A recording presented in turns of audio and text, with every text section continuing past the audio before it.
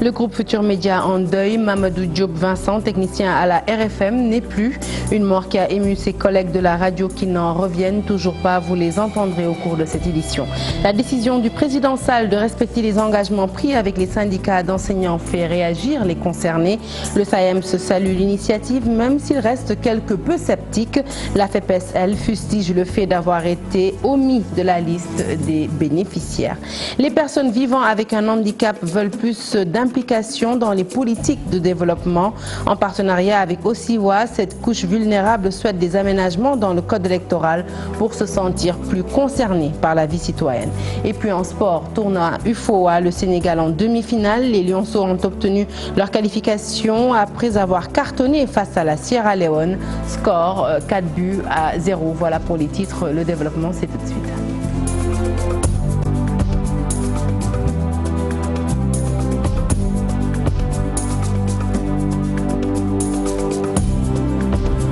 Rebonsoir à tous. Je vous l'annonçais donc tout de suite en titre. Mamadou Diop Vincent, technicien à la RFM, a tiré sa révérence ce jeudi. Une mort qui a ému et éploré tout le personnel du groupe Futur Média et la radio en particulier. Sur place, les travailleurs ont tous apporté un témoignage poignant et louant l'humilité du défunt et sa rigueur dans le travail. La levée du corps a eu lieu à Pikine, l'enterrement à Kaolack. Abib Faye, Younous Diatta pour les détails. L'ange de la mort a encore frappé.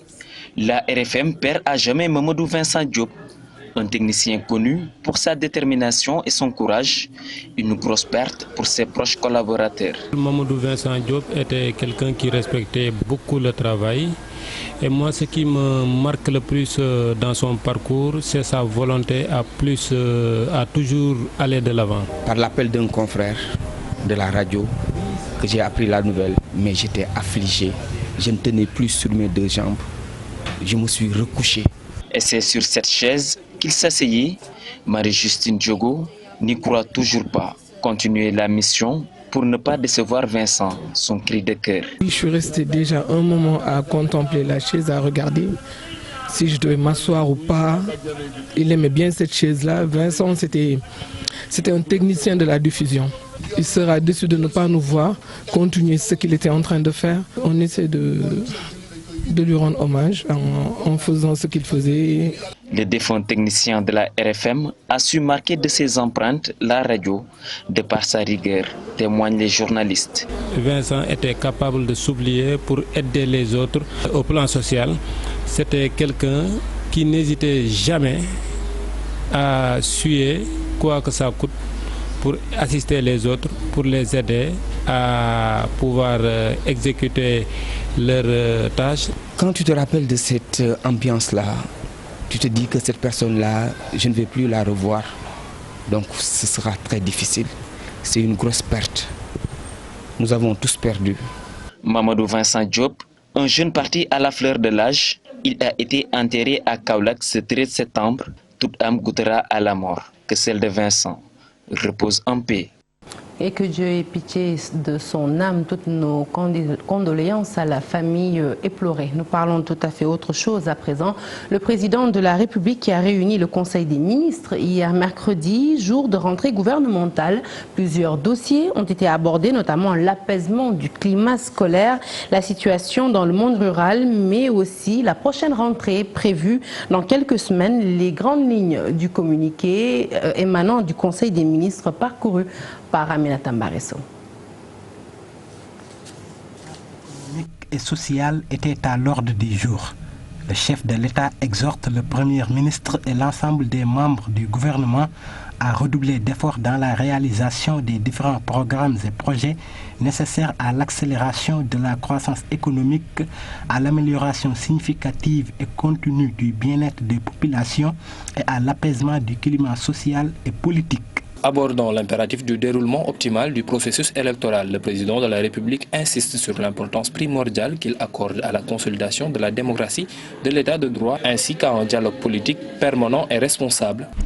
La situation du milieu rural était également au menu. À ce titre, le président de la République indique au gouvernement l'impératif d'un suivi spécifique de la campagne agricole et de la situation alimentaire au niveau du monde rural. Par ailleurs, le chef de l'État invite le gouvernement à une bonne préparation et du déroulement normal de l'année scolaire et universitaire à cette veille de reprise des cours. Le président de la République rappelle au gouvernement l'impératif de veiller au respect des différents accords conclus avec les organisations syndicales d'enseignants ainsi qu'à l'orientation adéquate des nouveaux bacheliers dans nos établissements universitaires en fonction des critères académiques définis. Rappelons que le gouvernement du Sénégal était en vacances. Après ces quelques jours de congé, le travail a repris depuis hier. Plusieurs dossiers retrouvés sur la table. Et vous avez sans doute dû rectifier par vous-même, ce n'était pas Aminata Mbaresso, mais plutôt Alioune Gueye. Nous poursuivons toujours avec ce sujet. Le chef de l'État donc qui souhaite une année scolaire apaisée. C'est dans cette optique qu'il a donné instruction à son gouvernement. Une démarche saluée par la COSYDEP et les parents d'élèves pour la Fédération des établissements privés d'enseignement supérieur. Par contre, cet appel du président Sall est discriminatoire. La FEPES fustige le fait que le chef de l'État n'ait pas donné d'instruction pour solder la dette des établissements privés. Cher Sali Boufal. L'appel du président à son gouvernement pour le respect des accords signés avec les organisations des syndicats d'enseignants, une invite hautement salutaire pour la COSYDEP, une démarche qui traduit selon la structure une volonté d'apaisement dans le système éducatif. Nous avons été très satisfaits de constater que le président a lancé cet appel à 20 jours de la rentrée des classes. Nous pensons que c'est important que, évidemment, que cet appel qui est adressé notamment à ses ministres, parce qu'il s'adressait à son gouvernement, en tout cas les pousse à prendre des mesures importantes et décisives qui permettent de dépasser pour de bon ces questions d'ordre matériel qui continuent de gangréner le système éducatif. Nous allons vers des élections, une année électorale, des élections présidentielles comme locales. Et une année d'élection au Sénégal signifie une année de vive tension. Si cette démarche du président Sall est appréciée par la COSYDEP et des organisations de parents d'élèves, elle n'est pas le cas du côté de la FEPES qui parle d'une discrimination. C'est de la discrimination, c'est une méprise, c'est un manque de connaissances, etc. Je ne peux pas le qualifier, mais c'est juste un constat que j'ai fait dans cette sortie du président de la République qui est contenue dans le communiqué du Conseil des ministres. Il n'a fait aucunement allusion à la dette qui est due au privé, et une dette qui dure depuis des années. En l'état actuel des choses, je dirais que nous, de la FEPES, nous ne sommes pas dans ces dispositions-là. Dans les dispositions d'accueillir de nouveaux bacheliers. De par son appel, le chef de l'État affiche sa volonté pour une année scolaire sans perturbation, selon certains acteurs de l'éducation.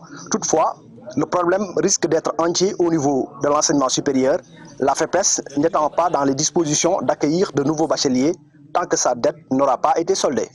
Et puis du côté du SAEMS, la mesure rassure. Le secrétaire général de ce syndicat souhaite que la volonté du président Macky Sall soit matérialisée, même s'il reste quelque peu sceptique. Mamadou Bipa Sissoko.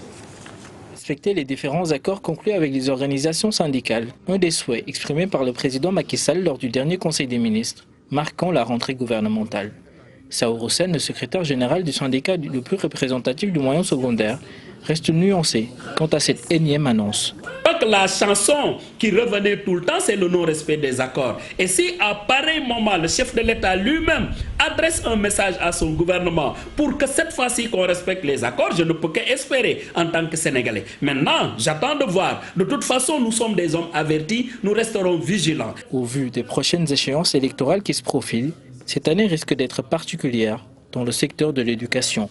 Nous ne souhaitons pas participer sous quelque forme que ce soit dans le processus électoral. Nous voulons rester dans le domaine de l'éducation en tant qu'acteur de l'éducation. Et pour ça, il faut que le gouvernement nous aide à rester, c'est-à-dire à matérialiser les accords dûment signés avec les organisations syndicales. Pour matérialiser ce souhait du président de la République, le secrétaire général du SAEMS espère que ces différentes revendications seront prises en compte. Et je crois que ce qui pourrait aider à dépasser cette situation-là, mais c'est le système de dématérialisation qui doit hâter le pas. À côté de toutes ces questions que je viens d'évoquer, il y a qu'aujourd'hui, au niveau de l'éducation, il y a la question surtout qui concerne la surimposition sur les salaires et notamment sur les rappels des enseignants. Et de ce point de vue, je crois qu'il y a un effort qui doit être fait pour que la justice revienne dans le traitement salarial et dans le traitement des rappels. Le secteur de l'enseignement est secoué par des crises depuis plusieurs années. Cette situation espère être révolue prochainement pour assurer un système éducatif stable. Les personnes vivant avec un handicap veulent plus d'implication dans les politiques de développement. Un atelier s'est ouvert sur les élections ce matin en partenariat avec Osiwa, une rencontre au cours de laquelle cette couche vulnérable a souhaité des aménagements dans le code électoral et ce, afin de se sentir plus concernés par la vie citoyenne. Al-Hassan Ba. Ils sont 15% de la population sénégalaise, selon le dernier rapport de l'Organisation mondiale de la santé. Les personnes vivant avec un handicap revendiquent leur place dans les prises de décision. Yatma Fall et compagnie veulent identifier tous les obstacles liés à leur participation politique et citoyenne, ensuite corriger. Une bonne participation au processus politique, au processus électoral, c'est avoir des bureaux et des lieux de vote accessibles. Il y a des problèmes d'accessibilité physique. Ensuite, il y a des problèmes d'accessibilité non physique, mais d'accessibilité liée à l'information. Et ça aussi, même pour la presse, surtout en matière de télévision, où on voit des candidats expliquer, donner leur programme pour permettre aux citoyens de pouvoir comprendre et de faire un choix. Dans une société démocratique, l'État est l'institution qui garantit la participation de tous les citoyens. Quand vous prenez les politiques maintenant, je pense que c'est illusoire de leur part de penser qu'ils peuvent, par exemple, si vous êtes un acteur politique, vous êtes candidat, que vous pouvez aller solliciter les électeurs en oubliant une composante. Vous les avez estimés tout à l'heure à 15%, n'est-ce pas, des électeurs. Lorsque vous avez des élections, je crois qu'il est de l'intérêt de tout le monde. Cette rencontre constitue également un cadre pour voir quel aménagement apporter au code électoral. Objectif, permettre à cette couche vulnérable de se sentir concernée par la vie citoyenne. Des représentants des organes en charge de la gestion des élections sont présents dans cette réunion et donc en fin de journée, je crois qu'ils s'entendront sur les insuffisances ou les faiblesses sur lesquelles il faut se pencher pour que ce cadre assure une meilleure participation des personnes qui vivent avec des handicaps au processus électoral au Sénégal. Handicap et participation citoyenne, thème de cet atelier sur les élections à venir. Les participants ont tous sollicité la revue du cadre juridique qui, selon eux, reste dans sa mise en œuvre.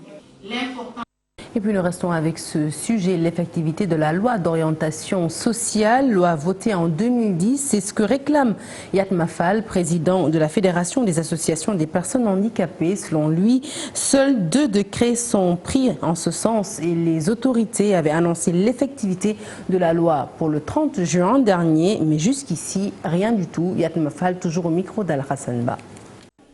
Quand vous n'avez pas la possibilité d'aller dans un centre de formation, parce qu'on ne vous a pas pris en compte, vous n'avez pas de métier. Et si vous n'avez pas de métier, vous ne pouvez pas travailler. Si vous ne pouvez pas travailler et que vous êtes personne handicapée, vous ne pouvez pas aussi exercer ce que j'appelle les nouveaux métiers. Au Sénégal, les nouveaux métiers, c'est quoi? C'est la lutte. On ne peut pas être handicapé et aller s'entraîner pour devenir lutteur. C'est impossible. Ou c'est peut-être être agresseur, ce que nous ne pouvons pas faire. Donc la seule alternative qui s'offre aux personnes handicapées, c'est de tendre la main, c'est de faire la mendicité. C'est pourquoi nous avons fait un plaidoyer pour que la disposition de la loi d'orientation sociale relative au fonds d'appui des personnes handicapées, qui doit justement ce fonds accompagner ces personnes mendiantes-là à avoir des activités génératrices de revenus, soit rendue effective. Parce que si on ne le fait pas, on continuera à voir à Dakar et dans les grandes villes du Sénégal beaucoup de jeunes qui font la mendicité, alors que c'est des jeunes qui peuvent être accompagnés pour qu'ils deviennent des forces contributives à la construction du pays. Parce que ce que nous voulons, handicaper certes, mais nous voulons aussi contribuer à l'effort de construction de notre pays. Allez, direction à présent l'agence de presse sénégalaise, une boîte qui traverse une crise depuis des mois maintenant. Depuis le 6 septembre, les journalistes sont en grève. Abdou Ning, qui fut directeur dans l'agence, trouve que ces problèmes de trésorerie étaient prévisibles, mais la grève, dit-il, n'est pas très efficace comme moyen de revendication. Aminata Maressao et Tierno Laurent Mendy l'ont rencontré. Reportage. Toute sa carrière, Doyen Ning l'a passé à l'agence de presse sénégalaise. De reporter au poste de directeur, il a gravi les échelons dans cette agence qui a été une référence dans la zone ouest africaine. Nous étions de loin, les plus expérimentés en matière d'agence de presse. Donc l'agence a rayonné de par le monde. Parce que l'AFP était aussi abonné à l'agence de presse sénégalaise.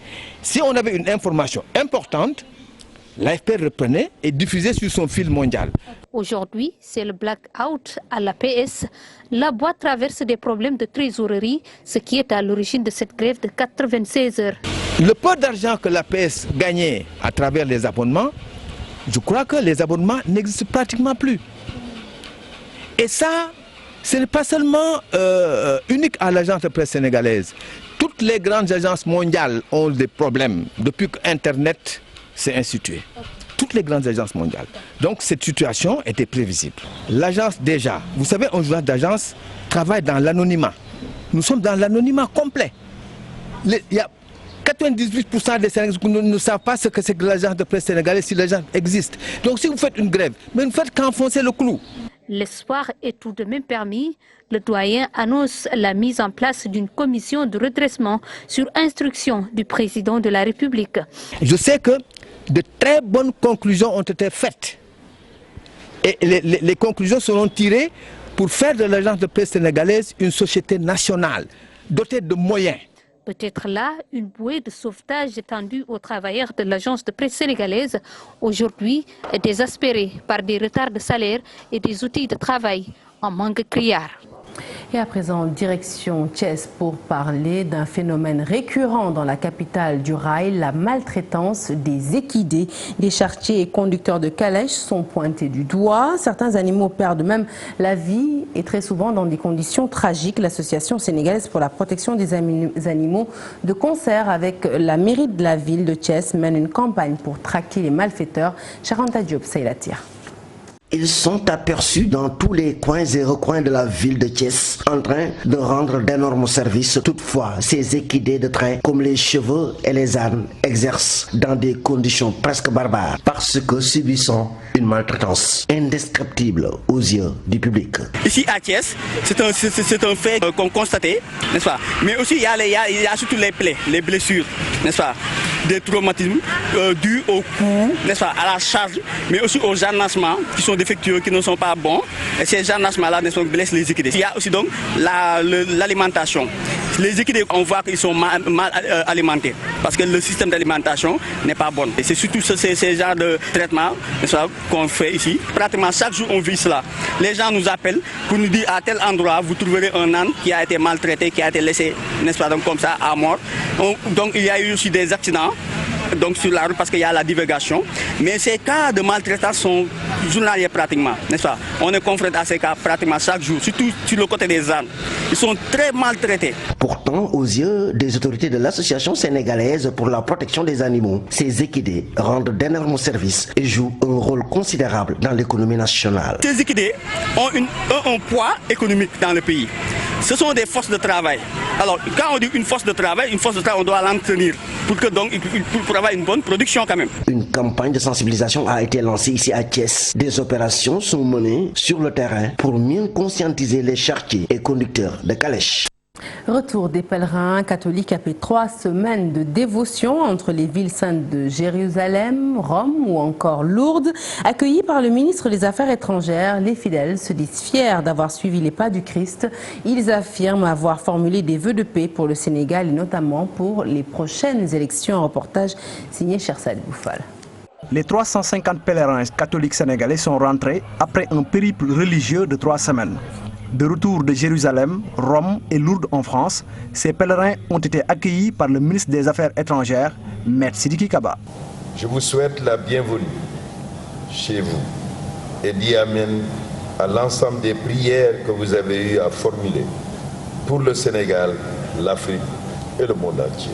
Monseigneur Paul Abel Mamba, président du SEMPEC, le comité en charge du pèlerinage chrétien, a rappelé l'importance de cet acte de dévotion. C'est plein de grâce et de satisfaction que nous rentrons à la maison, comblés pour commencer une nouvelle étape du défi de la foi que nous nous sommes proposés, à savoir être témoins de l'Évangile dans notre pays et dans nos milieux de vie pour apporter notre contribution à la construction de notre pays.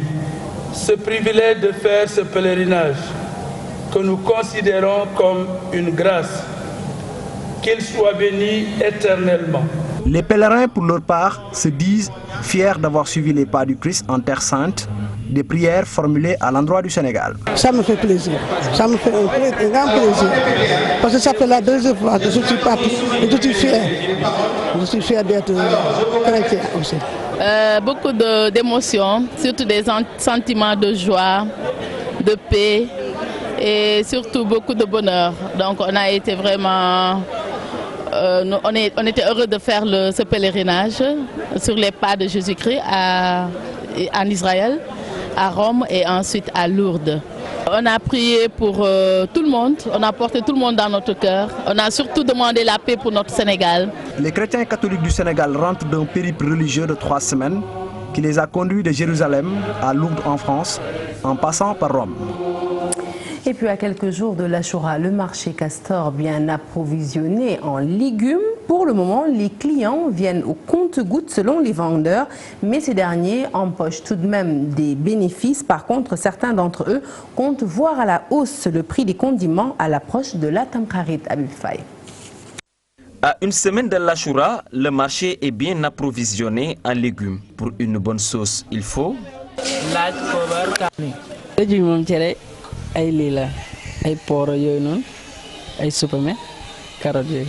Ces légumes sont difficiles à s'en procurer selon les vendeurs. Des prix revus à la hausse à l'approche de l'Achoura.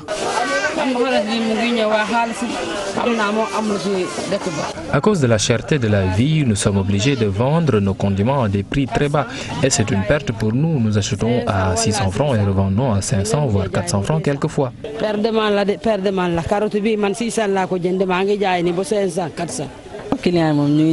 Les clients viennent à compte-gouttes. À l'approche de la fête, ils seront sûrement beaucoup plus nombreux.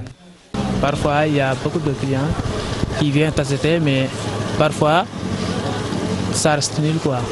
Élève en classe de terminale, il travaille au marché Castor. Il se frotte aussi bien les mains, même si la clientèle se fait désirer. Sur le plan bénéfice, parfois la journée, il y a des bénéfices maximum 5 000 et plus, et minimum 3 000 ou bien 4 000, etc. Dans les cantines et étals, une variété de légumes s'y trouve tels que le chou, le navet, la carotte, l'aubergine, le manioc entre autres. Des condiments pour agrémenter la sauce de Tamkharit appelée bassé qui accompagne le couscous à base de mil et de maïs. Bon appétit si vous êtes à table. Actualité politique à présent. Le secrétaire général du Parti de la Convergence pour une nouvelle citoyenneté, Maître Alioune Abatalib Gueye, écarte Karim Wade de la prochaine présidentielle et demande à Maître Madické Niang de présenter sa candidature. Ami et proche du responsable libéral à Saint-Louis, Maître Gueye soutient que le débat sur la candidature de Karim est clos et que Madické Niang ne doit pas participer à tout ce qui pourrait plonger le pays dans l'anarchie. Je vous propose de l'écouter au micro de Seynou Diop et Al-Sek. Madické a mal. Nous avons mal. Ses parents ont mal. Tout le monde a mal. C'est par rapport à tout ce qu'il a fait et qu'il continue à faire pour le président Abdoulaye Wade. Mais la vérité est là. Le débat, il ne faut pas que les gens l'occultent. La candidature de Karim Meïssa Wade, je ne dis même pas est hypothétique, est déjà hypothéqué. Mais dire que, écoutez, coûte que coûte, il va se présenter, on va accepter sa candidature, mais c'est une façon de dire qu'on va jeter on va brûler le pays. La candidature de Karim Wade, c'est la candidature impossible. Maintenant, ce que je te demande, Madické, as-tu le droit, tout ce qui fonde cet espoir, à ce que tu puisses te représenter. Si Karim Wade, je dis bien, si Karim Wade ne peut pas se présenter, n'est-ce pas, annonce ta candidature. Parce que c'est une grande demande, je ne dis même pas au niveau du PDS, mais c'est une grande demande au niveau de ce pays. Allez, parlons santé à présent. L'université Cheikh Anta Diop de Dakar, lieu de rencontres et de partage de neurochirurgiens, pédiatres du Sénégal, mais aussi des pays du monde. Les pathologies tumorales au menu. Un partage d'expériences qui permet aux spécialistes de mieux prendre en charge les tumeurs cérébrales. Au Sénégal, la prise en charge pédiatrique est à renforcer. Les spécialistes également. Fatou Kinedem. Tumeurs cérébrales, dysgraphie, hydrocéphalie, traumatisme crânien, infection, des neurochirurgiens pédiatres d'ici et d'ailleurs à l'école des pathologies tumorales. Vous ne pouvez pas vous imaginer combien les enfants chutent dans les escaliers de l'étage, du 3e étage parfois, etc. Donc c'est la traumatologie crânio-encéphalique et aussi de la colonne vertébrale. C'est aussi les infections bien sûr, mais c'est surtout la pathologie malformative. Ce sont les hydrocéphalies comme je l'ai dit. Au Sénégal, les accidents domestiques sont à l'origine de plusieurs traumatismes crâniens, les complications de la méningite parmi les consultations fréquentes. Nous ne sommes pas nombreux, vous savez, il y a certaines disciplines, si vous prenez la neurochirurgie, la chirurgie cardiaque et d'autres encore, ce sont des disciplines où il n'y a pas vraiment beaucoup de gens. Ce sont un peu les dernières disciplines qui sont venues au Sénégal et qui ont eu des gens qui se sont destinés à cette spécialité. Les spécialistes parlent d'efforts par rapport à la prise en charge, mais appellent également à la décentralisation. Il faut faire la différence entre ce qui se passe dans les régions où il y a des centres de santé, des hôpitaux de niveau 1 et 2, où il faut prendre en charge les pathologies les plus courantes. Et dans des hôpitaux de niveau 3, les centres universitaires, où c'est réservé aux pathologies les plus complexes, les plus difficiles et dont le pronostic est le plus sombre. C'est ça. Et donc dans ces structures-là, effectivement, il faut relever le plateau technique. Le Sénégal, toujours à la traîne par rapport aux recommandations de l'OMS. 18 neurochirurgiens, presque tous à Dakar. Encore un travail à faire. Allez, nous parlons à présent des violences faites aux enfants, des violences qui ne sont pas du goût de professionnels de l'audiovisuel et notamment des initiateurs de l'émission Sen Petit Galet à l'occasion d'une conférence à l'hôtel Savannah. Madame Gondindour s'est dite déterminée avec ses partenaires à combattre le phénomène. Je vous propose d'écouter dans ce reportage signé Tidiane Cissé.